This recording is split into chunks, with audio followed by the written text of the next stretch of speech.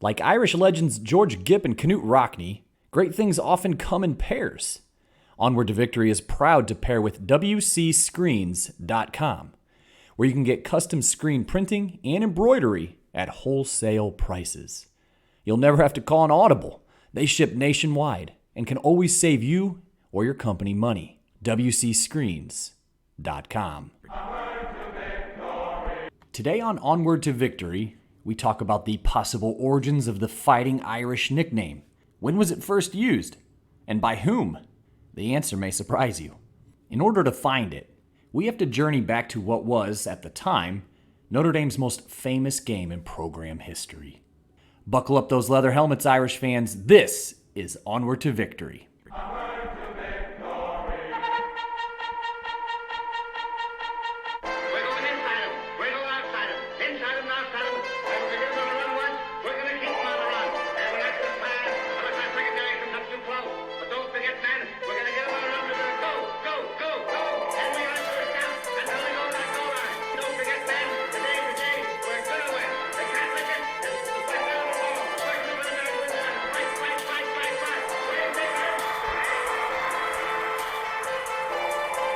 Hello, football fans, and welcome to Onward to Victory, a Notre Dame football podcast. My name is Alex Painter, and I'm the host of this show, and this is episode number 47. Thank you all for tuning into the show today, and as I sit to record this one, and for you all to listen, I suppose, we are less than 7 weeks until the Fighting Irish kick off their 2021 campaign against the Florida State Seminoles down in Tallahassee. Now that is hard to believe, but obviously incredibly exciting. If you're a Midwesterner like me, or even if you live in Indiana as I do, not only does fall bring football season, but also, without a doubt, hands down, take it straight to the bank, the very best weather of the calendar year.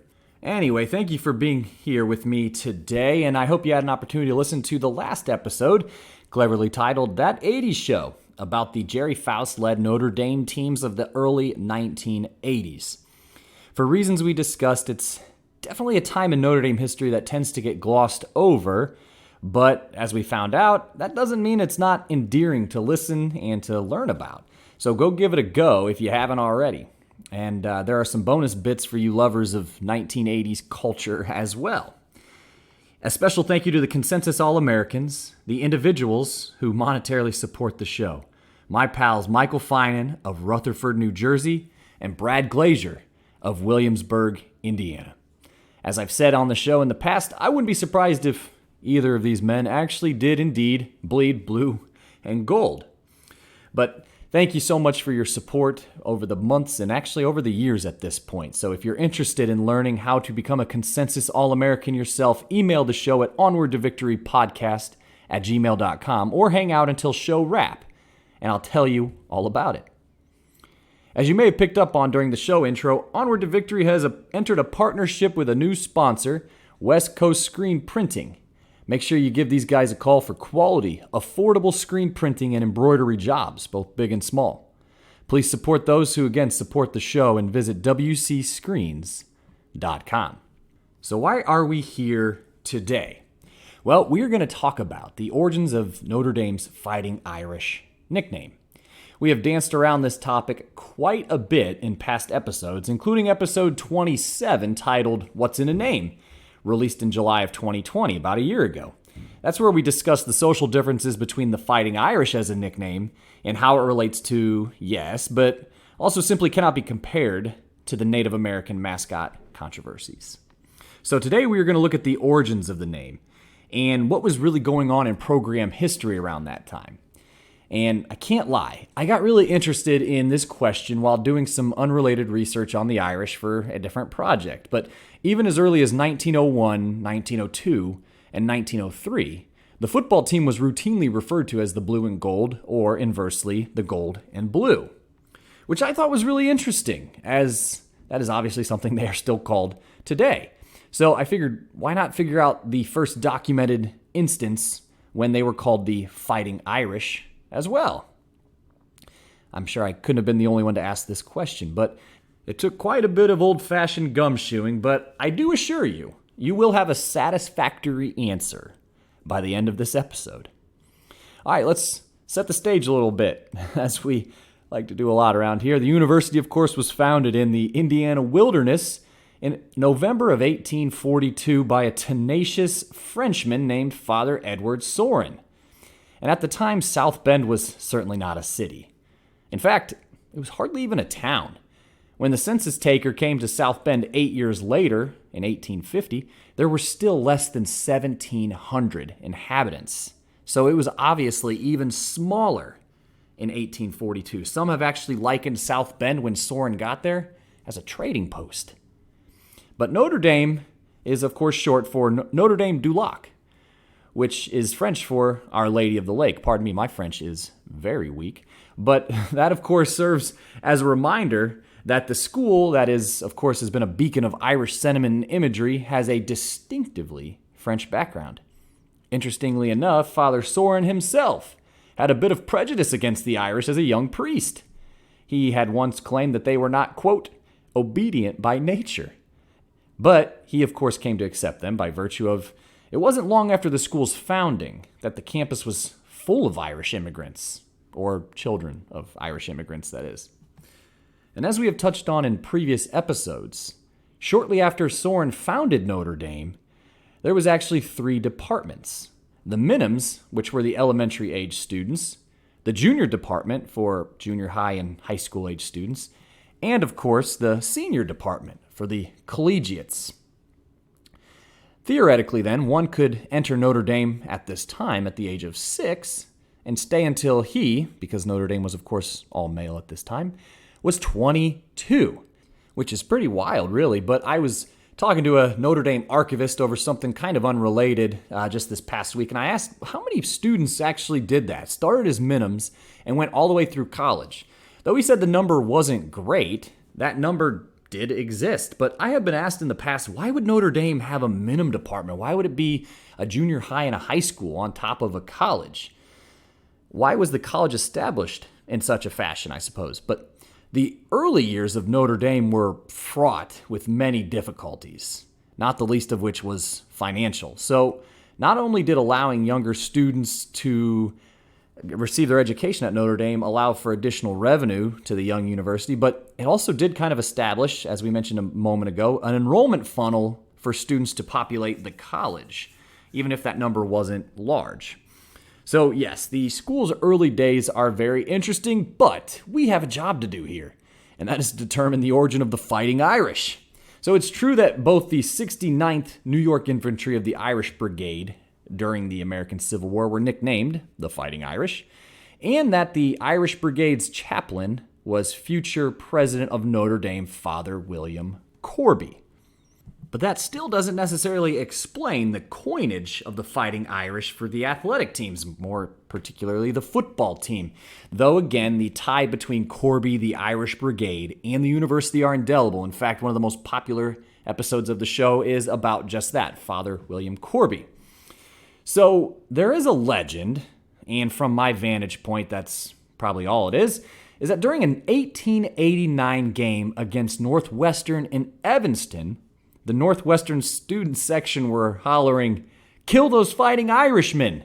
Not for nothing, Notre Dame did win that game 9-0, and that "Kill those Fighting Irishmen" instance at Northwestern is actually an anecdote that still prevails to this day on the official school website, which I found pretty interesting, I guess. But, however, I wanted to find where Fighting Irishman was used outside of oral tradition. I wanted to find it in print, in a primary source, if you will, so something that was published at the time. So I ran over to my trusty newspapers.com account where I searched for instances that contained both Notre Dame and Fighting Irish. Predictably, hundreds of thousands of results popped up. So after doing some resorting and categorizing, I believe I had found the first one. So, thinking I was rather clever, I grabbed show favorite book Murray Sperber's history of the program called Shake Down the Thunder to see if he had also mentioned it. Of course, he did reference the exact instance I had found in his book. But alas, friends, not to be deterred, I was still determined to make an episode out of this. Not in the least, because it was centered around the most famous game in program history for the first quarter century of Notre Dame football. You might even say the phrase "Fighting Irish" sprang out of the program's first big-time signature win. So let's get to it. November 7th, 1909. One day after Notre Dame scored the biggest victory in program history over the Michigan Wolverines in Ann Arbor, the Detroit Free Press ran a headline that trumpeted, "U of M outplayed and beaten by Notre Dame 11." Okay, very cool, very flattering, but it was the secondary headline that caught my eye. Shorty Longman's Fighting Irishmen humble the Wolverines to tune of 11-3. As best as I believe anyone has been able to find, this was the first documented instance that the words "fighting" and "Irish" were used to describe the Notre Dame football team. Though the nickname would not be formally adopted as the team's official name until 1927, they would be sometimes referred to as the Irish in the press after this, much more frequently. Due to an anti-immigrant sentiment that gripped much of the nation during this time, the Irish heritage wasn't always portrayed as a positive. In fact, the team was also referred to as the Dirty Irish, or even the Dumb Mix, by opposing team fans and the press corps alike. Before the name Fighting Irish was formally adopted, they also went by the Ramblers, the Rovers, or even the Hoosiers when playing out-of-state teams. So let's peel off some layers about this 1909 season, though. What was so special about this victory? Why would an opposing paper pay Notre Dame with the compliment of being Fighting Irishmen? So just so we can orient our timeline a bit, again, something I think we do really well here, this was exactly the season before a Norwegian immigrant named Knut Rockne arrived in South Bend. So the 1909 team was really, really good. In fact, in the 3 seasons leading into 1909, the team logged a tidy 22-1 record, so 20 wins, 2 losses, and a tie. Their only losses? Indiana and bitter, hated rival, the Michigan Wolverines. Yes, so perhaps contrary to popular belief, Notre Dame had actually experienced quite a bit of success on the football field before Rockne arrived on the scene in 1910 as a player, and then of course he would join the coaching staff after his playing days were over. But back to these bitter, hated rivals. I am guessing that Notre Dame had a bit of an inferiority complex when it came to Michigan during this time. Or they definitely had to have felt like Michigan's little brother on the gridiron. So let me briefly explain this. The very first game of Notre Dame football, and I mean ever, was played back on November 22nd, 1887 in South Bend against, you guessed it, Michigan. And guess what? It was very cordial.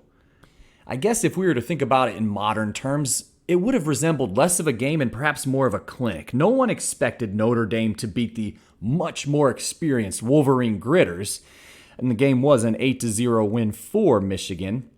And again, the contest was just much more to teach Notre Dame the finer points of the game, but as I mentioned, it was cordial. After the game was over, the Michigan and Notre Dame teams actually sat together in the cafeteria and had a real nice dinner. So it was friendly. But as Notre Dame's program continued to slowly build for the rest of the 19th century and then into the turn of the 20th century, they still couldn't beat the Wolverines. In fact, after 2 losses to the Maize and Blue in 1888, Notre Dame couldn't even register any points against Michigan during their 1898, 1899, 1900, 1902, or 1908 games. Remember the pigskin magician himself, fullback Mr. Louis Salmon, better known as Red? Yeah, the one who was absolutely brilliant and Notre Dame's first ever Walter Camp All-American. Despite his best efforts, not even he could find any pay dirt against Michigan, famously carrying the ball 15 straight times for 80 yards in 1902 before falling and slipping on the 5-yard line because the field was absolutely it was a mess. So not only he could register any points, but the Wolverines, since 1901 anyway, had been led by college football visionary Fielding Yost. That season, Yost became nationally famous for coaching the point-per-minute Michigan teams. They outscored their opponents in 1901, 550-0. That was done in only 10 games, mind you. But needless to say, the next year in 1902, again, Red Salmon and Notre Dame were elated to have only lost to Michigan by a 23-0 score. Again, that is the same game where Red carried the ball 15 straight plays just in an effort to get some points on the board. But how could I be so sure that they would have been elated to only lose by 23 points? Well, that Notre Dame game in 1902 was sandwiched between Michigan's 60-0 victory over Indiana and an 86-0 victory over Ohio State. A game I'm sure they're still talking about in Ann Arbor, particularly these days.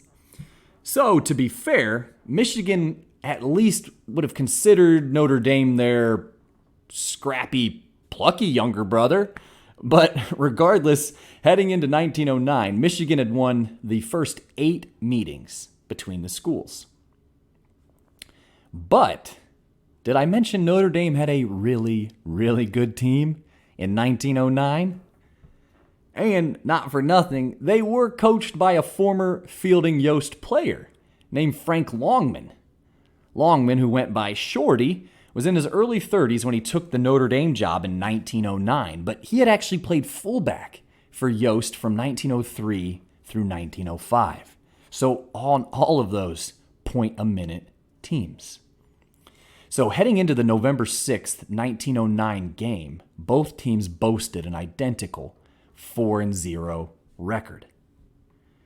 But at halftime of the game, Michigan fans, players, and perhaps even Yost himself had to have been pinching themselves. The scoreboard read, Notre Dame 5, Michigan 3. And then we actually get some more mythology to enter the arena here. So supposedly at halftime, Notre Dame fullback Pete Vaughn, who was in the midst of one of the best games of his career, yelled out to his teammates, "What's the matter with you guys? You're all Irish, and you're not fighting worth a lick." Again, probably mythology, but perhaps someone in the press corps who was standing nearby worked it into their article. Who knows? And not to try to poke holes in any story, but I have found it interesting that when, at least how I have read it in multiple locations, is that Vaughn's speech was delivered when Notre Dame was trailing at halftime of the game, which I thought was interesting because they weren't. They were actually winning 5-3. But it was this speech that then galvanized the men for the second half. And again, even Notre Dame's own website, maybe this is why I was a little bit skeptical earlier when I was talking about Notre Dame's website, but the website stated that the speech, quote, it inspired a furious comeback, end quote, in a story about the origins of the Fighting Irish name. Again, when I read comeback, to me, and probably for all of you, that insinuates the team was trailing at halftime, which again, not true. But the Irish went into halftime with the lead, and that's a lead they would never give up, and they won the football game 11-3. So from my vantage point, this game in particular, this 1909 victory against Michigan would probably be eclipsed as far as fame for the Notre Dame program by that 1913 Army game where Gus Duray and Rockne himself just completely took that game over with the forward pass, and you probably know the story. But again, words can't express just how big of news this was in the sports world. I mean, Notre Dame was still considered a very small player in the national college football landscape. So this was a victory that kind of catapulted them into much more serious considerations as it pertained to, the national discussion surrounding some of the powerhouses of college football. And while Yost's teams weren't unbeatable, so to speak, they didn't really lose to teams they shouldn't have lost to, which is kind of how Notre Dame was most certainly considered. And so just a quick quirk that I found in the box score of this Notre Dame-Michigan game, one of the referees for the game was none other than professional baseball player Jake Stahl. He'd actually win a World Series 3 years later as the player-manager of the Boston Red Sox. So I thought that was pretty interesting. And of note, aside from the efforts of Vaughn, halfback Harry Miller, better known to his pals as Red, enjoyed a really nice game as well. If you were to really think about the first family of Notre Dame football, in my humble opinion, unless I am forgetting someone, the Millers have to take the cake. So you had Red, again, who was a dynamic halfback for Notre Dame during this time, and he was actually the team captain the previous year.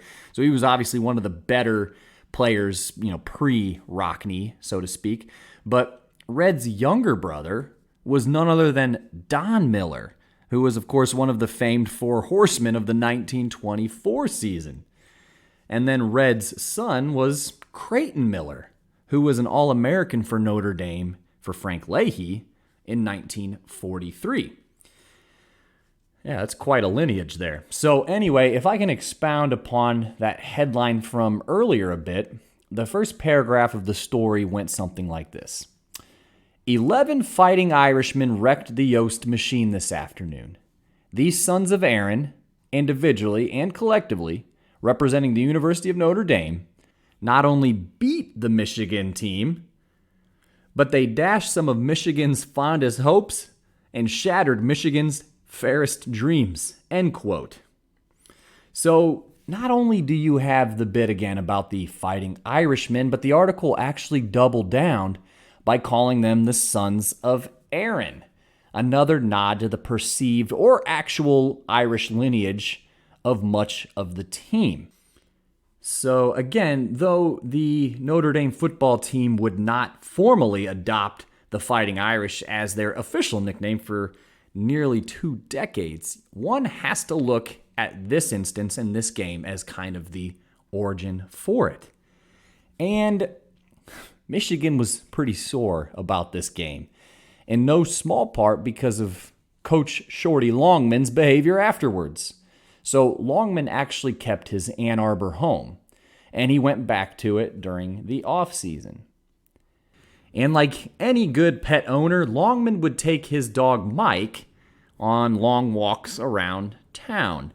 Just as a quick note, Longman really liked his dog Mike. Liked him so much, in fact, he was kind of the unofficial mascot for the 1909 Notre Dame football team. So much so that Longman included a photo of him, that's Mike, that is, the dog, on the 1909 Notre Dame football postcard.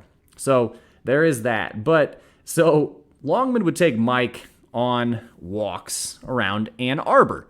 But Shorty had a special sweater made for Mike with the numbers 11 to 3 stitched on the side of it. Some people might have thought it was humorous, but others probably less so. But for that reason, and a few others, in 1910, which I'll save for a future episode, the two teams, Notre Dame and Michigan, wouldn't meet on the football field for over 3 decades after the 1909 game. Shorty Longman would coach Notre Dame to a 4-1-1 record in 1910, but he would depart the program shortly thereafter. So make no mistake, this was the biggest victory in Notre Dame history at this time. And again, it was through this game that you find the earliest mention of the football team and the phrase, the Fighting Irish, together in print. Pretty cool, right? I'll be right back.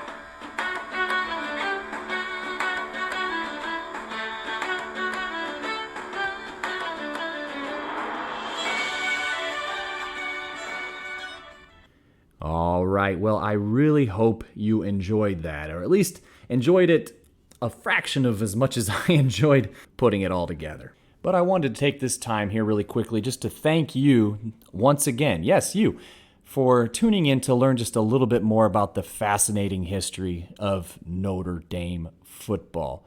I love telling this, and you could probably pick up on that, but honestly, I wouldn't have been able to continue to tell it unless we had folks like you who are interested in learning a little bit more. So seriously, wherever it is that you're listening from, or whatever it is your background is, or whether you're just a football fan or you're a diehard Notre Dame fan, or you know what, yesterday you just decided to start liking Notre Dame football, first of all, you've made a great choice, but I am really appreciative that everyone is here and that you continue to enjoy these episodes.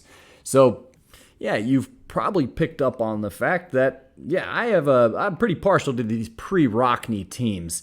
That's not, of course, because I don't love everything that came with Rockne and after, but it's these teams and a lot of these players that I feel like, for obvious reasons, and this is not just, I guess, Notre Dame, but across college football, but I feel like they get glossed over quite a bit in history, so it's really nice to just be able to resurrect, in a sense, some of these stories and teams and names and rivalries. So I hope you, again, did enjoy that. But I want to thank WCScreens.com for sponsoring the show, for joining the team, for joining the family. Please visit the website. Again, WCScreens.com to see everything they have to offer in screen printing and embroidery, and how they can get you, your company, or your gathering, or whatever it may be, outfitted properly and saving some money. Also, again, a warm and special thank you to my pals Consensus All-Americans, Misters Michael Finan of Rutherford, New Jersey, and Brad Glazier of Williamsburg, Indiana. If you are interested in becoming a Consensus All-American yourself, again, this is that special sect of show listeners who support the show monetarily. Please visit paypal.me/onwardtovictory for a one-time donation, or head over to patreon.com/Onward to Victory podcast for options with ongoing monthly support. Please know how much it is appreciated and truly keeps this show powered and appreciated and running. So don't forget to like and subscribe to the show however it is that you listen. If you have an iPhone in your hand, make sure you hit the subscribe button. Hit that purple podcast icon, subscribe, and be alerted to all the new episodes. Same with Spotify. Also, if you find it in your heart, please rate the podcast as a 5-star show on Apple Podcasts. It may seem insignificant, but it does help the show be found when people search for Notre Dame content over the vastness of the internet. So jump over to the Facebook page for all the latest updates as well. In fact, that's actually where I funnel most of the major updates for the show. So make sure if you're of the Facebook persuasion, you jump over and you like the Facebook page. So, what's coming down the pike? Well, I'm glad you asked. So I will be talking with Bill Fuller, author of the historical fiction book called Forever Year, about George Gipp and his relationship with a certain Iris Trappier over the last year of Gipp's life. I'm not going to spoil it because I am really excited to speak with Bill about it. But look up the book again. Just jump onto Google. It's called Forever Year. And I actually read it, and it was a very enjoyable read. So I will review it here on the next episode, and I will be sharing our conversation that we have on the next episode as well. And if you're a show veteran, well, this show is quite fond of George Gipp, so having the opportunity to have this conversation with someone who studied Gipp extensively, I think that's what I took away most from the book, is that it felt so authentic to everything I ever thought about Gipp and his character, and how, I guess he was just at odds with himself in the sense that he was very charming, he was very outgoing, people were attracted to him like a magnet, but yet he didn't really have any close friends, and he kind of kept everyone at arm's length, and he was kind of a loner. And I guess when you think about it in terms of football, he was an absolutely electrifying football player, but he never really seemed to care much about it. So anyways, for all of these reasons, I'm really excited to speak with Bill. And so be sure to check in to the next episode. So in addition, it's that time, football fans. The third annual Onward to Victory season preview episode will also drop in August. So I will be previewing every position group all the games on the schedule. It's going to be great. And it's always one of the more popular things the show does. So I'm chomping at the bit for it. So be on the lookout for that as well. Going to be a busy next month or so. But in the meantime, I had better sign off. So this has been another episode of Onward to Victory, a Notre Dame football podcast. And in kindness, I am your host, Alex Painter. And as always, go Irish.